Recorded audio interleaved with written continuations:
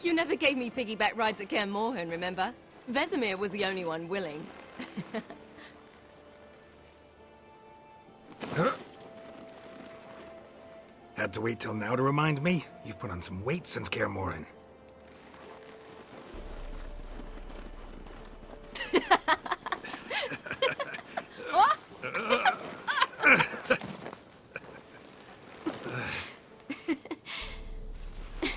Hey.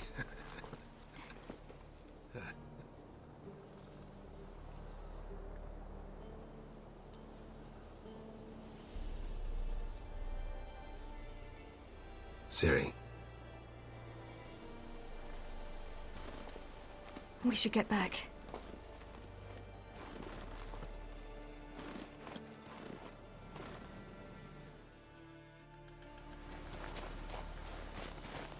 Remember me training on the pendulum?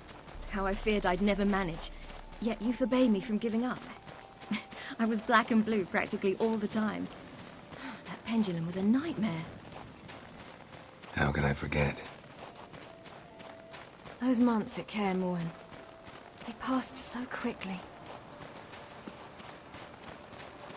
I wish we'd spent more time together then.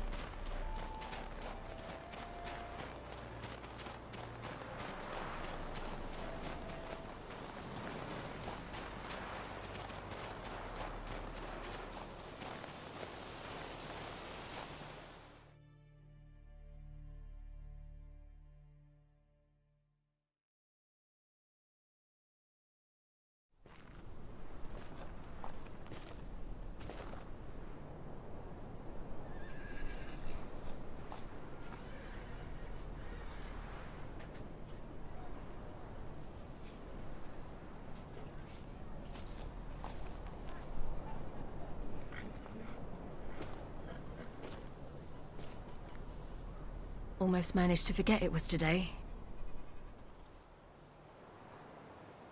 They're here for me, Geralt. I'm going to Nilfgaard, to Emir. I know you didn't expect this, but in Vizima, my father and I spoke for long. Argued, really, and parted. Then a messenger came with a letter. I didn't say anything at first because I wasn't sure, and then I realized I had to stop fleeing. I realized that if I wish to change anything, I cannot do so hunting monsters round forgotten villages. I must do so from there, from Nilfgaard.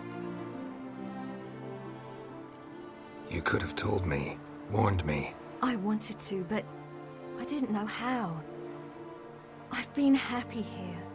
I was afraid I'd ruin it. I wanted to make every minute count. So, back at the nest, I was about this. I didn't pry. Didn't want to force you to tell me. Thought we had time. A lot more time. You make this choice on your own? If you mean to suggest Yennefer had anything to do with this, then the answer is no. Great. She even know? No. And I'd prefer she not get involved this time. I'll let you tell her that. Is this what you want? Yes. You'll not try to stop me.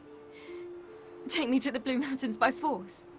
Traveled half the world to find you, but I never intended to force anything on you. I know. You'll be fine. You're a Witcher. We needn't say goodbye. Of course we don't. I don't know when we'll see each other again. You know where to find me. You can't possibly stay at Kaer Morhen all the time. Makes no difference. You'll find me. True. Remember what I taught you. Never know, could be useful there too.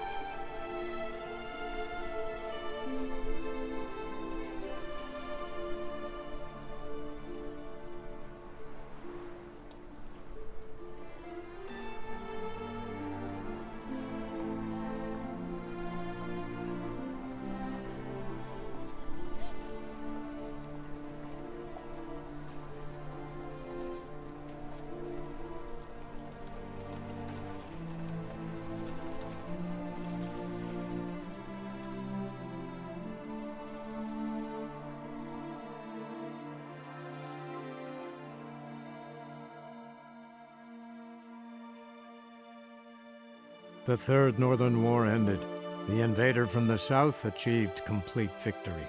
Robbed of Radovid's tactical genius, the northern realms could not withstand Emir's countless legions.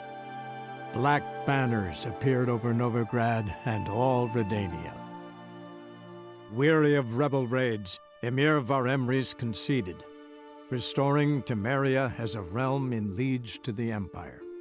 When the guerrillas laid down their arms, the Emperor shifted his forces to other fronts. Through Nilfgaard's victory, Temerians got their country back, and history once again proved a consummate trickster. Having dealt with Radovid, Emir of Varemris did the same with enemies domestic. The Emperor's loyal spies named all who had conspired against him, traitors, soldiers, and aristocrats alike. Though their mutiny had only been a murky plan, the Emperor showed no mercy, as was his wont. While the continent bled engulfed by war, Skellige bloomed under Ceres's enlightened rule. Unlike those who had come before her, the young queen did not raid foreign shores, looking instead to her people, tending to her land. The island-bound nation prospered, though its fangs of yore were dulled. After years in exile, Ciri returned to Nilfgaard, her paternal home, where Emir prepared to name her his successor. The woman had the necessary qualities. From her father, she'd inherited an empress's political instincts. From Geralt, she had gained a sense of simple human decency. Few monarchs boast both traits, which is quite a shame. While monarchs moved borders and populations, Geralt and Yennefer lived a calm, quiet life, far from all things political. They breakfasted well after noon, more often than not in bed, and passed the days on lazy strolls and long conversations. Boring, you say? Perhaps. But both had sought this more than anything else.